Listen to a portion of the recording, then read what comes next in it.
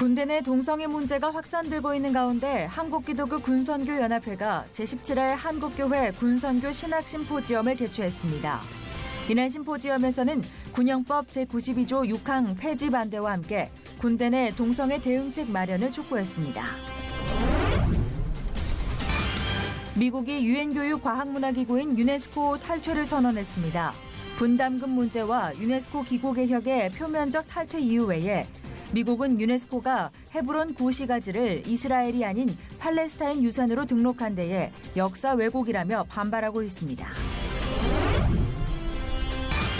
장로회 신학대학교가 평신도를 대상으로 기독교와 사회대학원 과정을 신설합니다. 기독교적 학문에 관심이 높아지는 평신도가 많아지는 만큼 그들을 위한 다양한 교육 훈련의 장이 제공될 예정입니다.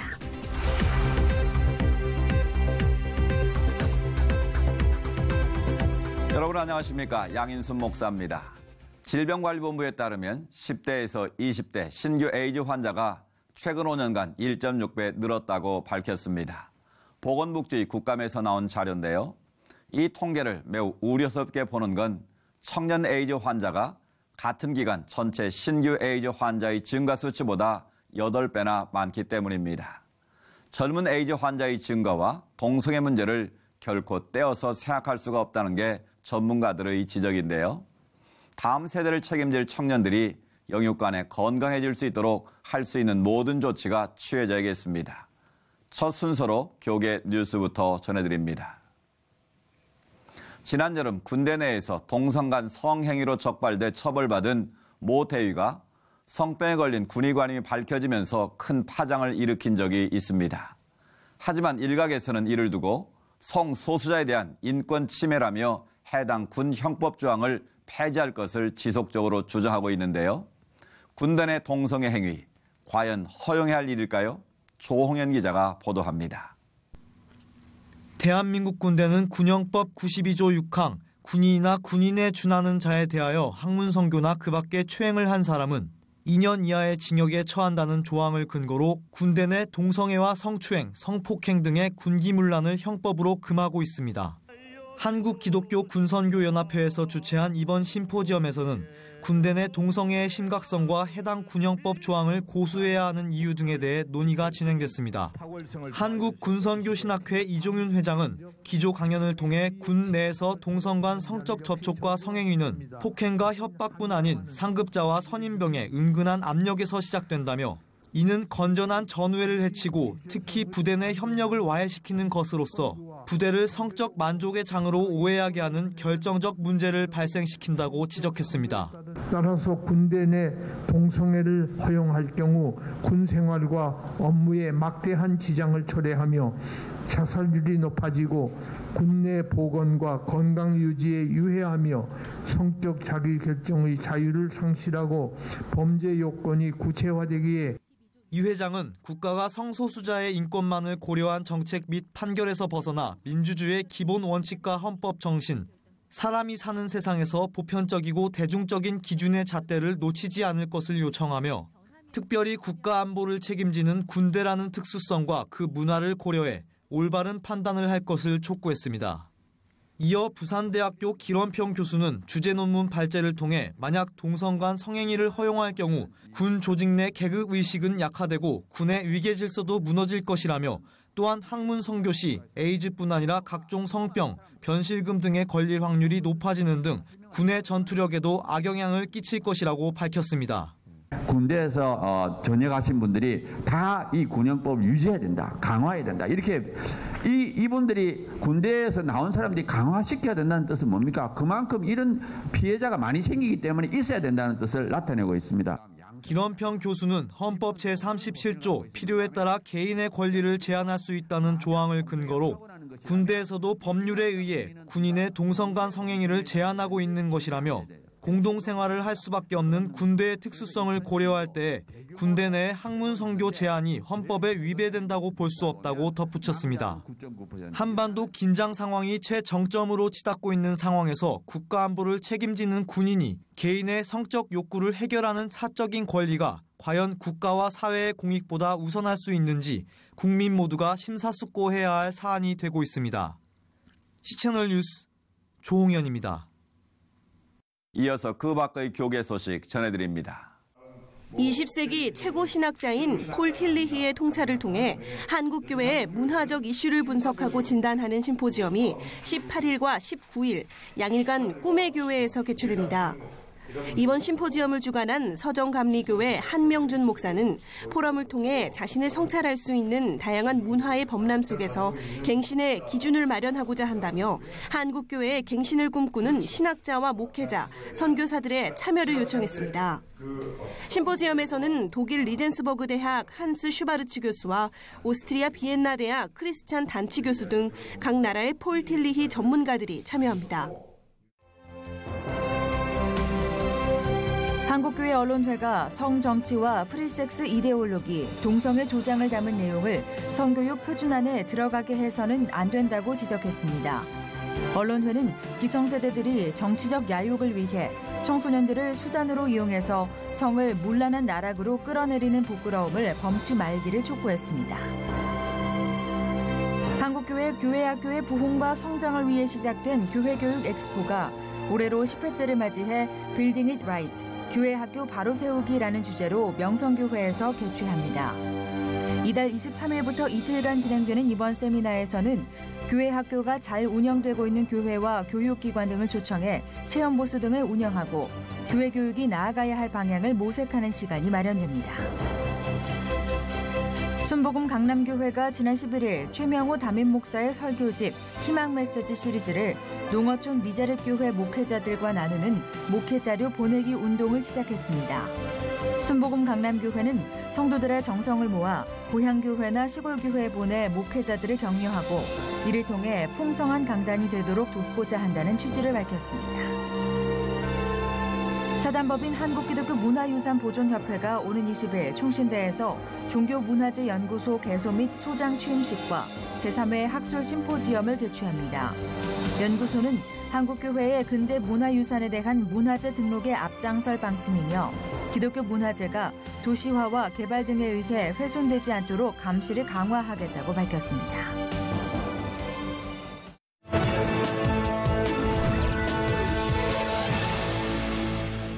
미국이 유네스코를 탈퇴하기로 전격 선언했습니다. 미 국무부는 성명을 통해 유네스코 사무총장에게 탈퇴 의사를 공식 통보했다고 밝혔는데요. 왜 이런 상황이 된 건지 자세한 상황 알아보겠습니다. 주성철 목사님 전화 연결되어 있습니다. 목사님 안녕하십니까? 안녕하십니까? 주성철 목사입니다. 네, 목사님. 앞서도 언급했습니다만 미국이 유네스코를 탈퇴한다고 밝혔는데 어떤 이유에서입니까?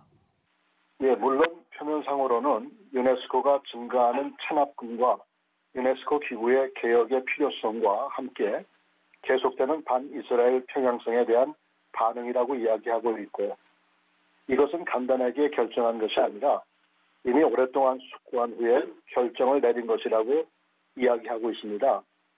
하지만 좀 더 자세히 살펴보면은 이번에 유네스코가 지난 7월에 요르단강 서안 헤브론 구시가지를 이스라엘이 아닌 팔레스타인 유산으로 등록하고 계속해서 팔레스타인에게 손을 들어주는 일이 있었습니다. 물론 미국과 이스라엘은 이것을 반대했지만 그 반대에도 불구하고 현 유네스코 사무총장 인도 아래서 통과를 시켰습니다. 이스라엘은 당연히 역사 보존이 아니라 역사 왜곡이라고 성명을 발표하며 유네스코의 결정을 반대했습니다. 기독교 역사에서도 여러모로 주의 깊게 봐야 하는 부분이 있어 보이는데 어떻습니까? 예, 유네스코가 이 일에 대하여 투표를 하기 전에 이미 바티칸에서 투표한 것을 경고한 적이 있습니다. 그럼에도 불구하고 유네스코는 투표를 가방했습니다. 그리고 이스라엘은 복음주의 크리스천들에게도 호소를 하여 유네스코가 투표를 하고자 하는 것을 반대하도록 도움을 요청했습니다. 두말할 것도 없이 이번 유네스코 판단은 유대교뿐만 아니라 기독교 역사에도 왜곡되는 일이 아닐 수가 없습니다. 특히 유네스코에서 발간한 성경책을 보게 되면 구약에서 나오는 성전의 이름을 모두 무슬림 지명으로 바꾸었고 신약의 예수님께서 성전에서 장사꾼들을 몰아냈던 성전도 역시 무슬림 인용으로 사용해서 적어 놓았습니다. 기독교 역시 공격을 받은 셈이 되고 14절의 말씀을 그대로 옮긴다고 그러면 알-악사 모스켓 하람 알-아샤라크 안에서 소와 양과 비둘기 파는 사람들과 돈 바꾸는 사람들의 앉은 것을 보시고라고 한 것입니다.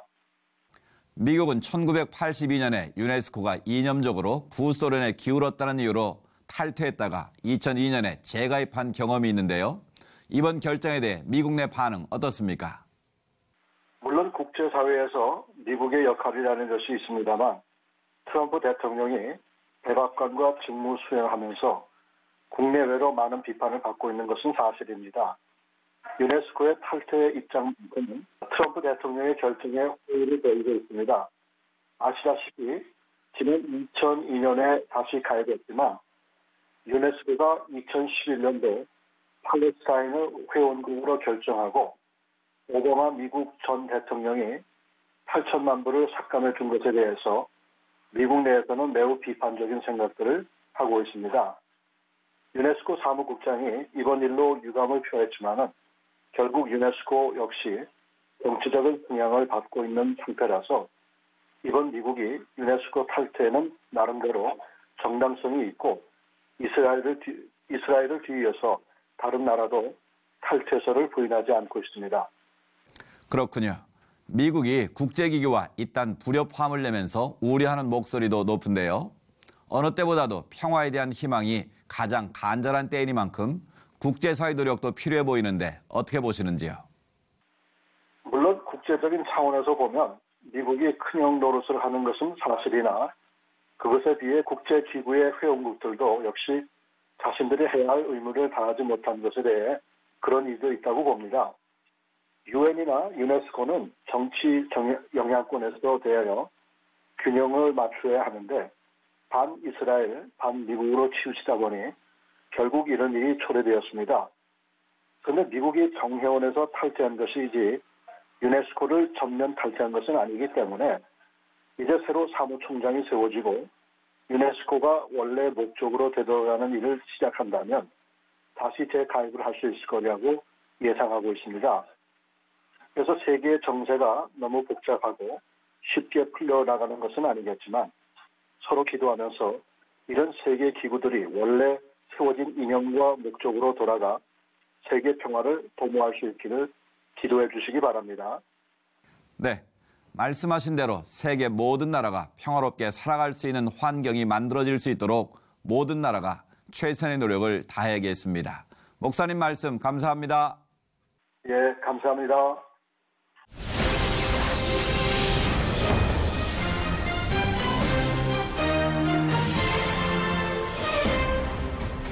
장로회 신학대학교가 평신도들의 기독교적 신앙관을 일깨우고 교회와 사회에서의 역할을 감당할 수 있도록 다양한 실천적 과제들을 훈련하는 기독교와 사회대학원 과정을 신설합니다.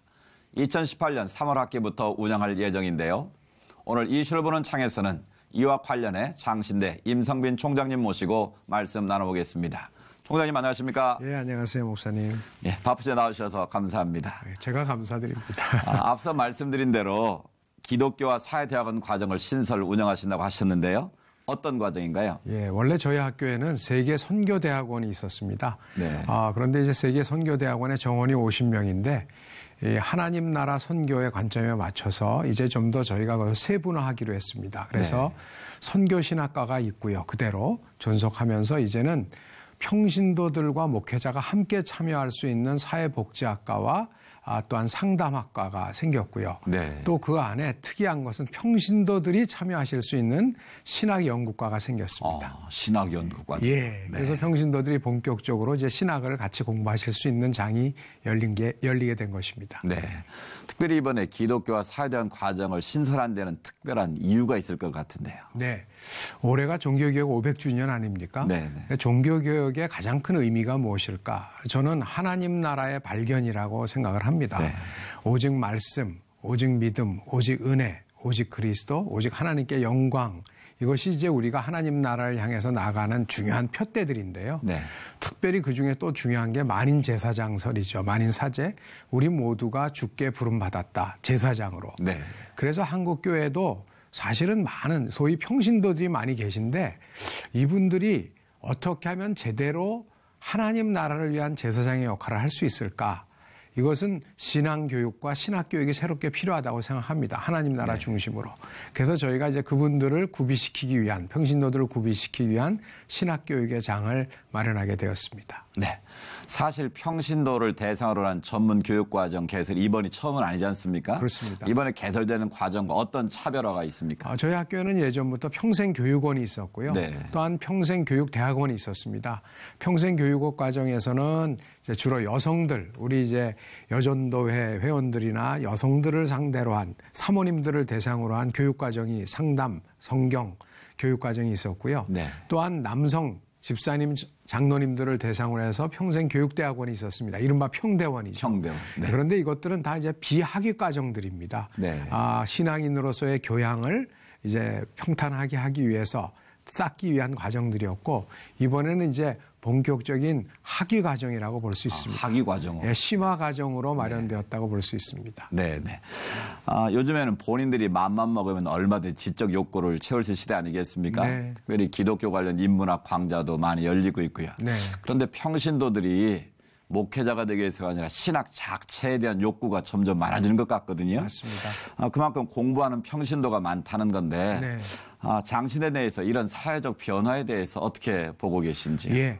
어찌 보면 예전에는 이제 목회자 중심으로 교회를 이끌어 갈 수밖에 없었고 네. 또 평신도들은 목사님에게 전적으로 의존하는 것이 많았죠. 왜냐하면 사실은 먹고 살기도 힘들었고 그 당시에 어떤 상황, 사회경제적, 문화적 상황이 어려웠고 그러나 지금은 많은 분들이 나름대로의 신앙적 주체성과 또 성경에 대한 관심이 그 어느 때보다 많습니다. 네. 그러다 보니까 이분들이 여기저기서 많은 이제 그 배고픔들, 영적 배고픔들을 채우고 계십니다. 네. 또 때로는 이런 것들에 대해서 기성 교회에서는 또 못마땅해 하는 부분도 있었어요. 네. 왜냐하면 잘못 배워와서 오히려 교회에 분쟁이 일어나는 경우도 있었으니까 요사 이단의 어떤 반응이 그 대표적인 예가 아니겠습니까? 그렇죠.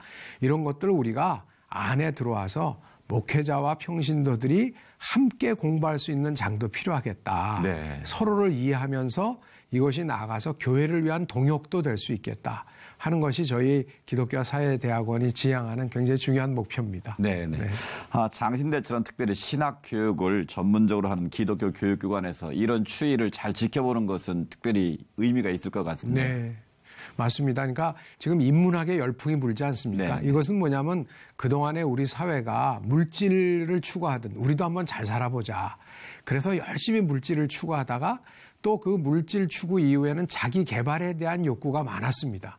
그런데 요즘에 이르러서는 그 무슨 목적을 추구하는 것보다 본질이 나는 누구인가, 어떻게 네. 살아야 되느냐는 기본적인 어떤 질문들이 떠올랐고 그래서 인문학의 열풍이 분 것으로 알고 있습니다. 근데 사실은 인문학의 핵심은 인간이 누구인가를 알고 싶어 하는 건데 네. 우리 깔뱅, 종교개혁의 우리 주창자이고 장로교회의 창시자인 깔뱅이 이야기했듯이 인간이 누구인지를 알려면 무엇보다 먼저 하나님을 알아야 된다. 네. 신지식이 인간 지식이 앞서야 된다는 거 아니겠습니까? 네. 그런 의미에서 인문학의 열풍은 신학이 그 중심이 되면서 또 이렇게 토대가 되면서 좀 더 하나님을 알아야 인간에 대한 이해가 깊어진다는 의미에서 이런 이제 우리가 신학에 대한 연구가 함께 필요하다고 생각되어집니다. 네.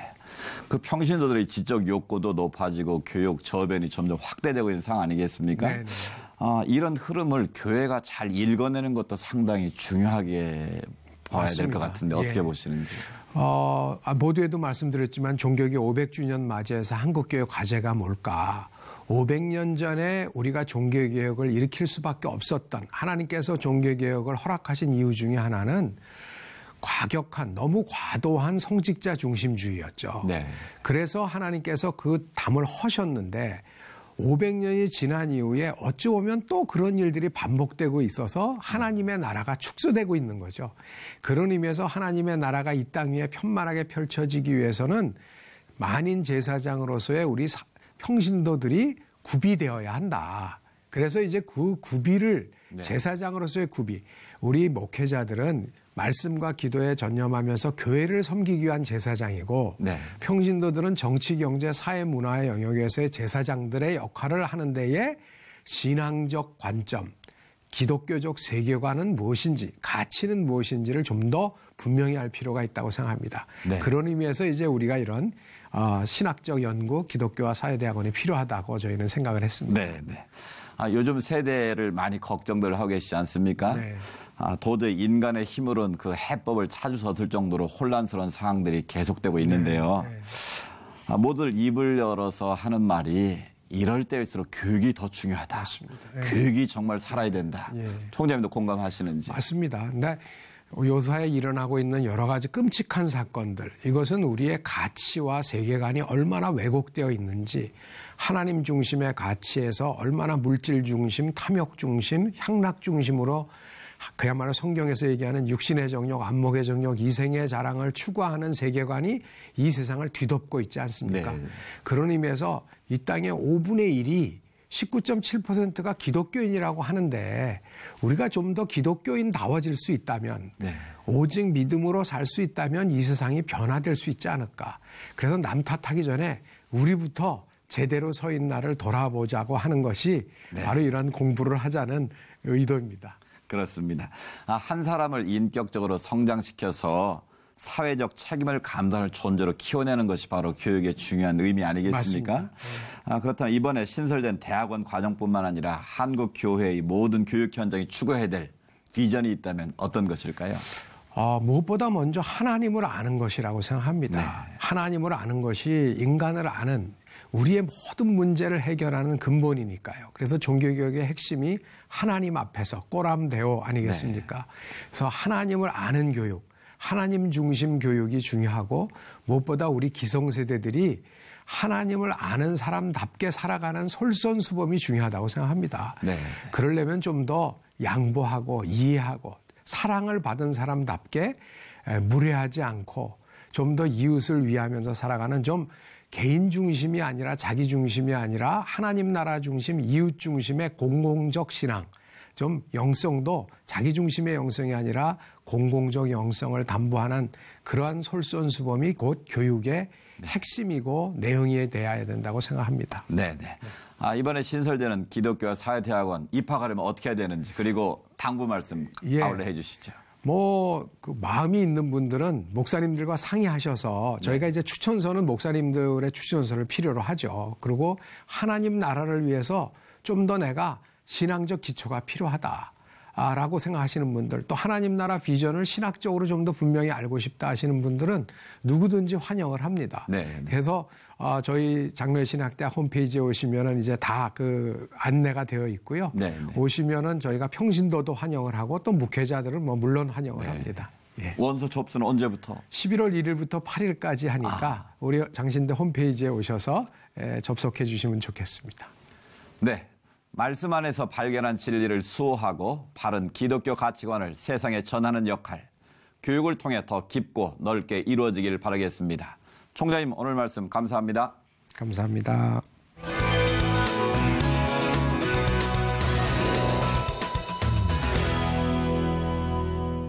요즘 오대산 단풍이 절정이라고 하는데요.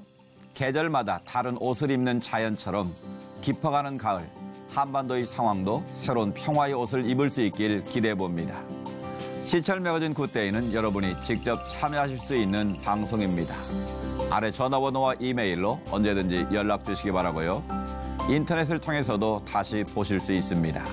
오늘 순서는 여기까지입니다. 시청해주신 여러분 고맙습니다.